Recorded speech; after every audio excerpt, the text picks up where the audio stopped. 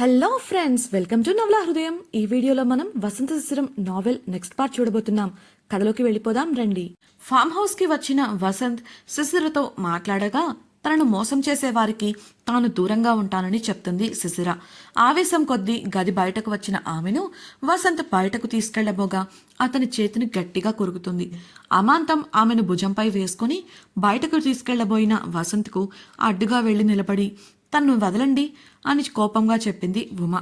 ఎక్కడ వసంత్ శిశిరను కోపంలో ఏదైనా చేస్తాడేమో అనేది ఆమె భయం. దృఢంగా నా స్నేహితురాలికి ఇష్టం లేకుండా తీసుకెళ్లడం దౌర్జన్యం. ఆమెను వదులుతారా లేదా? పక్కనే కనిపించిన రాయిని చేతిలోకి తీసుకొని చెప్పింది ఉమ. అప్పుడు గుర్తొచ్చాయి వసంత్కు కిషోర్ ఉమ గురించి చెప్పిన మాటలు. ఇప్పుడు ఉమను చూస్తుంటే నిజమే అనిపించింది.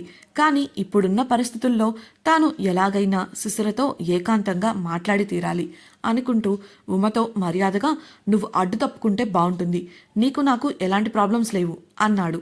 ఉమ మొండిగా, నా ఫ్రెండ్ నా ప్రాబ్లం వేరు కాదు, ముందు దింపండి అని అనడంతో అసహనంగా చూశాడు వసంత్. ఇంతసేపు ఎలా అయినా అతని పట్టు నుండి విడివడాలని ప్రయత్నిస్తూనే ఉంది శిశిర. కానీ సాధ్యపడలేదు. ఉమ ఎంతసేపటికి కదలకపోవడంతో చిరాకుగా వసంత్ చెయ్యి పైకెత్తి చిటిక వేయగా మరుక్షణం ఉమ చేతిలో ఉన్న రాయిని వెనుక నుండి ఎవరో ఒడిసి పట్టుకొని ఆమె చేతిని వెనక్కి మెలిపెట్టారు. ఎవరా అని ఉమ ఉలికిపడి వెనక్కు చూడగా పళ్ళికిలిస్తూ కనిపించాడు కిషోర్. ఉమ చిరాకు మరియు కోపంతో వదల్రా అంటూ గింజుకుంటుంటే శిశిరను తీసుకొని పై ఫ్లోర్కి వెళ్ళాడు వసంత్. అతడు పైకి వెళ్లడం చూసి ఆశ్చర్యపోయారు శిశిర, ఉమ. వసంత్ పైకి వెళ్లడమే ఆలస్యం.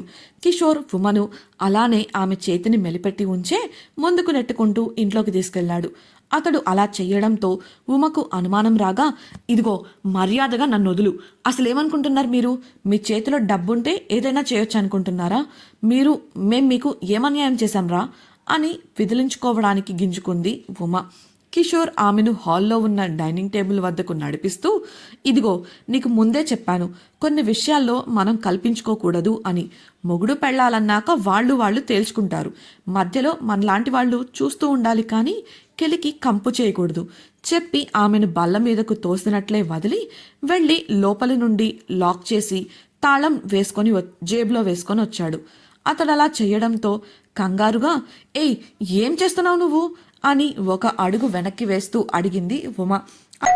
డియర్ ఫ్రెండ్స్, నాదొక చిన్న రిక్వెస్ట్. మీరు చేసే చిన్న లైక్ మరియు కమెంట్ నాకు కొండంత ప్రోత్సాహాన్ని ఇచ్చి మరిన్ని ఇంట్రెస్టింగ్ నావెల్స్ ని అందించేలా సపోర్ట్ ఇస్తుంది. అలాగే ఛానల్ సబ్స్క్రైబ్ చేయడం మరొకండి ప్లీజ్. ఆమె కంగారుకు కారణం అర్థమై నవ్వుకుంటూ, నువ్వు నీ గురించి చాలా ఎక్కువగా ఊహించుకుంటున్నావు, కానీ ఎక్కువ చించకు, నాకు అలాంటి ఆలోచన లేవు చెప్పేసి డైనింగ్ టేబుల్ దగ్గరకు వెళ్ళి కుర్చీలో కూర్చున్నాడు కిషోర్. బల్లపై ఉన్న వంటకాల మూతలు తీసి వాసన చూస్తూ, పర్లేదు, మంచిగా గుమగుమలాడుతున్నాయి, నువ్వే చేశావా అంటూ ప్లేట్లో భోజనం వడ్డించుకుంటున్నాడు కిషోర్. ఉమ కోపంగా చూస్తుంటే, అలా చూడకు, దిష్టి తగులుతుంది, కావాలంటే నువ్వు కూడా కూర్చో, కష్టపడి చేశావు కదా, తినకపోతే ఎలా అంటూ ఆమె కోసం కూడా ప్లేట్ పెట్టాడు. ఉమ తల తిప్పుకోగా భుజాలెగరేస్తూ, నీ ఇష్టం, కానీ మనలో మన మాట, నువ్వు ఇలానే వండావనుకో భవిష్యత్తులో నిన్ను కట్టుకోబోయేవాడికి బాణపొట్ట ఖాయం అన్నాడు ముద్ద నోట్లో పెట్టుకుంటూ. వేరే ఏదైనా సందర్భం అయ్యుంటే అతని కాంప్లిమెంట్కి నవ్వుకొని సంతోషపడేదేమో, కానీ శిశిర పరిస్థితి ఎలా ఉందో అన్న కంగారులో గోళ్లు కొరుక్కుంటూ పైకి చూస్తోంది ఉమ. ఆమె ఆలోచనలు అర్థమై, హలో మిస్, నువ్వు నీ ఫ్రెండ్ గురించి అంతలా భయపడాల్సిన పని లేదు. నువ్విక్కడ ఎంత క్షేమంగా ఉన్నావో పైన నా సిస్టర్ కూడా అంతే క్షేమంగా ఉంటుంది కూడా. ఆ గోల్డ్ తినడం మానేసి భోజనం తింటూ నాకు కంపెనీ ఇవ్వు అన్నాడు కిషోర్ నమ్మకంగా. ఎందుకో ఆ క్షణం అతని మాటలు నమ్మాలి అనిపించింది ఉమకు. అంతకుముందు కూడా వసంత్ శిశిరతో సాధ్యమైనంత సున్నితంగా ఉన్నాడు. శిశిర కాస్త వైలెంట్ కావడంతో అతడు కూడా వైలెంట్ అయ్యాడు. ఇలా చూస్తే శిశిర సేఫ్ అనిపించింది. అంతేకాకుండా అసలు ఇదంతా ఎందుకు జరుగుతుందో కిషోర్ నుండి రాబట్టాలని అనుకుంటూ మెల్లిగా కూర్చొని భోజనం వడ్డించుకొని తింటూ మధ్య మధ్యలో తింటున్న కిషోర్ వంక చూస్తోంది. హై ఫ్లోర్లోని ఇంట్లోకి శిశిరను ఎత్తుకొని వెళ్లిన వసంత్ నేరుగా ఆమెను బెడ్రూంలోకి తీసుకెళ్లి మెల్లిగా మంచంపై విడిచాడు. గదిలోకి వెళ్లడమే ఆ తలుపులు లాక్ చేశాడు.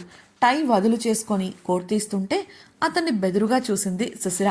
ఆమెను చూసి నవ్వుతూ చేతి గడియారాన్ని బల్లపై పెట్టి బాత్రూంకి వెళ్లిన వసంత్ ఆమె కొరికిన గాయాన్ని శుభ్రం చేసుకొని వచ్చాడు.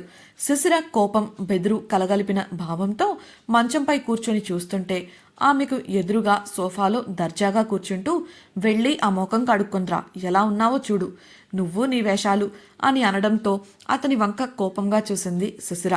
బెట్టుగా తల పక్కకు తిప్పుకోగా, వెళ్తావా లేక నేను తీసుకెళ్ళనా?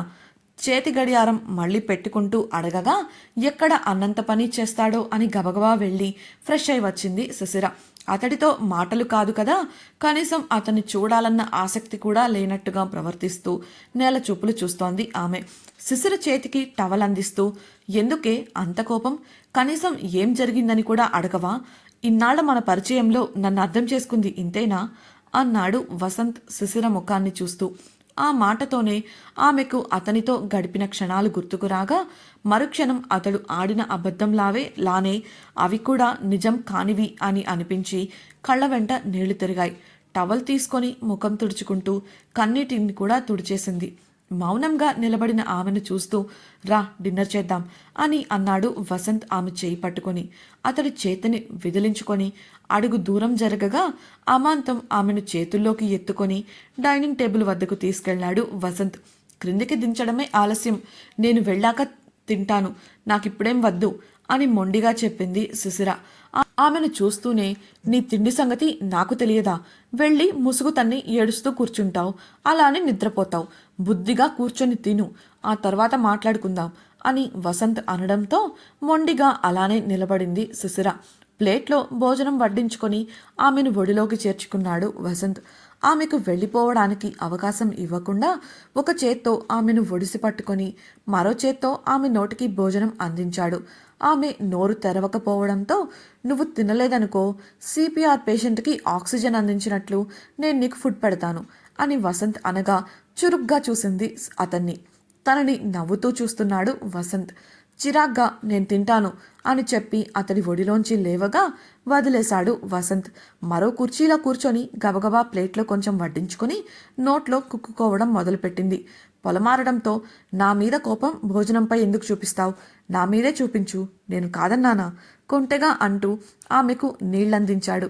తాగేసి త్వరగా ప్లేట్ ఖాళీ చేసి వెళ్తా అని లేస్తుంది శిశిర. నువ్వు ఎంత తింటావో నాకు తెలీదా? బుద్ధిగా కూర్చొని తిను అంటూ వసంత్ ఆమె ప్లేట్లో భోజనం వడ్డించగా వదిలేలా లేడనుకుంటూ కూర్చుంది శిశిర. ఎలాగో భోజనం పూర్తి చేశారు. చేయి కడుక్కొని వచ్చిన ఆమెను భుజాలు పట్టుకొని బలవంతంగా సోఫాలో కూర్చోపెట్టాడు వసంత్. ఆమె ముందు మోకాళ్లపై వాలి, ఇప్పుడు చెప్పు, నీ మనసులో ఏముందో? నన్ను అడగాలనుకున్నవి అన్నీ అడిగాయి అని అన్నాడు. అప్పటికే ఎక్కడ సూటిగా అతని కళ్ళల్లోకి చూస్తే కరిగిపోతాను అన్న భయంతో అతని ముఖం కూడా చూడటానికి ఆలోచిస్తోంది శిశిర. అతడలా అడిగేసరికి కోపం తన్నుకురాగా, ఇప్పుడు మాట్లాడేది వాసునా లేక వసంతా అని ప్రశ్నించింది నేలను చూస్తూ. చూసేవారికి ఆమె కోపంతో ఉన్నట్లు అనిపిస్తుంది, కానీ నిజానికి ఆమెది బాధ. ఆ బాధలోంచి వచ్చిన మొండితనాన్ని ఇప్పుడు చూపిస్తోంది. ఆ విషయం వసంత్కు బాగా తెలుసు. ఆమె ప్రశ్నకు చిన్నగా నవ్విన వసంత్, నా వాళ్లంతా నన్ను వాసు అనే అంటారు, బయట వాళ్లకు నేను వసంతని, దూరం దగ్గరల తేడా అంతే అని అన్నాడు. ఆమె చురుగ్గా చూస్తూ, ఓహో, మరి మీ ఉద్యోగం గురించి మీరు చెప్పిందేంటో అని ప్రశ్నించగా, పిచ్చి, నేను అక్కడేగా పనిచేస్తున్నాను, కాకపోతే సీఈఓగా, నేను జీతగాడినే అని చాలా తేలికగా చెప్పేశాడు. చాలా తెలివిగా సమాధానం ఇస్తున్నాడు అనుకుంటూ కోపంతో ఆవేశంగా అతని కాలర్ పట్టుకుని, యూ చీట్ అని శిశిర అంటూ ఉంటే తన కాలర్ పట్టుకున్న ఆమె చేతులను మురిపెంగా తన చేతుల్లోకి తీసుకుంటూ సున్నితంగా, ఎందుకే నన్నంత త్వరగా సులభంగా నమ్మేశావు? ఇలా నమ్మే కదా ఆ రోజు దినేష్ విషయంలో సమస్యలు ఎదుర్కొన్నావు. అంతెందుకు, ఇలా నీ జీవితంలో సులభంగా నమ్మేసి ఎంతమంది వల్ల ఇబ్బంది పడ్డావో మర్చిపోయావా? ఇంకా అలానే ఉంటే ఎలా అని వసంత్ అనగానే షాక్ అయి చూస్తోంది శిశిర. ఆమె కంటి వెంట కన్నీరు ధారాపాతం అవుతోంది. అంతలోనే తేరుకొని, అందుకని నన్ను మోసం చేసి నాకు పాఠం నేర్పాలనుకున్నారా? ఏడుస్తూ అడగగా నవ్వుతూ ఆమెను దగ్గరకు తీసుకుంటాడు వసంత్. తాకద్దు నన్ను అంటూ శిశిర దూరంగా వెళ్ళాలని చూడగా ఆమె నుదుటిపై ముద్దు పెట్టి, నాకు నీ ప్రేమ కావాలి శిశిర, నేనే వసంతని, స్మార్ట్ వర్క్ గ్రూప్ సీఈఓ అని ముందే తెలిస్తే నువ్వింతకాలం నాతో ఉన్నట్లు ఉండేదానివా అని ప్రశ్నించాడు వసంత్. అతని మాటలకు ఏడుస్తూనే ఆలోచనలో పడుతుంది శిశిర. కామన్ మ్యాన్గా నీకు దగ్గరవ్వాలనుకున్నాను, అలానే నీ ప్రేమను పొందాలనుకున్నాను. వసంత్ అని చెప్తే మన ఇంట్లో ఉండడం కాదు కదా, కనీసం నా ముఖం చూడటానికి కూడా నువ్వు ఆలోచిస్తావు అని నాకు తెలుసు, అందుకే అలా చెప్పాను. అయినా నన్ను నా వాళ్ళంతా వాసు అనే పిలుస్తారు, ఆ పేరే నీకు చెప్పాను. ముద్దు పేరు లాంటిదనుకో, నీకు కావాలంటే నన్ను హనీ అనో హబ్బీ అనో పిలువు. పోనీ మీ అమ్మగారు చెప్పినట్లు బావా అంటే I'm so glad to hear. నువ్వు నన్నుగా ప్రేమించాలి అనుకున్నాను. ఈ లోకానికి వసంత్ అంటే సీఈఓ, మిస్టర్ పొగరబోతు, అఫ్కోర్స్ మిస్టర్ హ్యాండ్సమ్ కూడా అని మాత్రమే తెలుసు. కానీ నా వాళ్ళ దగ్గర నేనలా ఎప్పుడూ ఉండను, అచ్చు నీ దగ్గర ఉన్నట్లే. నువ్వు నా భార్యవి, అలాంటప్పుడు నువ్వు నన్ను నాలానే కదా చూడాలి. ఈ వసంత్ అన్న ఐడెంటిటీ వల్ల మన అనుబంధంలో వచ్చే మార్పు ఏమీ లేదు. అందుకే నేను వసంత్ అని చెప్పలేదు. నీ విషయంలో నేను పెళ్లి చేసుకోవడంలో నాకు ఎలాంటి తప్పుడు ఆలోచనలు లేవు శిశిర, ఇకపై రావు కూడా. ఆమె ముంగురులను సరిచేస్తూ సూటిగా ఆమె కళ్ళల్లోకి చూస్తూ చెప్పాడు వసంత్. అప్పటికే అతడి కళ్ళల్లో కనిపిస్తున్న నిజాయితీకి మనసు కరిగింది శిశిరకు. కన్నీరు నిండిన కళ్ళతో అతన్ని చూస్తుండగా ఆమె చెంపలపైకి జారుతున్న కన్నీటిని తుడుస్తూ, తింగరదానా, ఎందుకే ఇలా ఏడ్చి నీలో నువ్వే కుమిలిపోతావు? నీ ఈ కోపం వెనుక, ఈ మొండితనం వెనుక బాధ ఉందని నాకు తెలుసు. నీ ఈ బాధకు కారణం నేనని తెలిసి నాకెంత సంతోషంగా ఉందో తెలుసా అని వసంత్ నవ్వుతుంటే, నేను బాధపడుతుంటే మీకు సంతోషంగా ఉందా? మనసులో ఉక్రోషంగా అనుకుంటూ ఆవేశంలో తానేం చేస్తుందో కూడా తెలియనంతలా అతని ఛాతీపై, భుజాలపై చేతికొచ్చినట్లు కొట్టి పెట్టేస్తుంది శిశిర. డియర్ ఫ్రెండ్స్, నాదొక చిన్న రిక్వెస్ట్. మీరు చేసే చిన్న లైక్ మరియు కమెంట్ నాకు కొండంత ప్రోత్సాహాన్ని ఇచ్చి మరిన్ని ఇంట్రెస్టింగ్ నావెల్స్ని అందించేలా సపోర్ట్ ఇస్తుంది. అలాగే ఛానల్ని సబ్స్క్రైబ్ చేయడం మరవకండి ప్లీజ్. ఆమె కోపం, బాధ అలా అయినా తీరని అనుకుంటూ భరిస్తూ అలానే నిలబడిపోయాడు వసంత్. చివరిగా అలసిపోయి ఏడుస్తూనే ఆగిపోగా ఆమెను కౌగిలిలోకి తీసుకున్నాడు. ఆమెకు కూడా అతని కౌగిలిలో సాంత్వన దొరికి మౌనంగా ఉండిపోయింది. అంతలోనే కోపంగా అతన్ని తోసేసి బెట్టు చేస్తూ అక్కడి నుంచి వెళ్ళడానికి చూస్తుంది. ఆమె బెట్టు చేస్తుందని అర్థమైన వసంత్ వెళ్తున్న ఆమె చేతిని పట్టుకొని గోడకు లాక్ చేశాడు.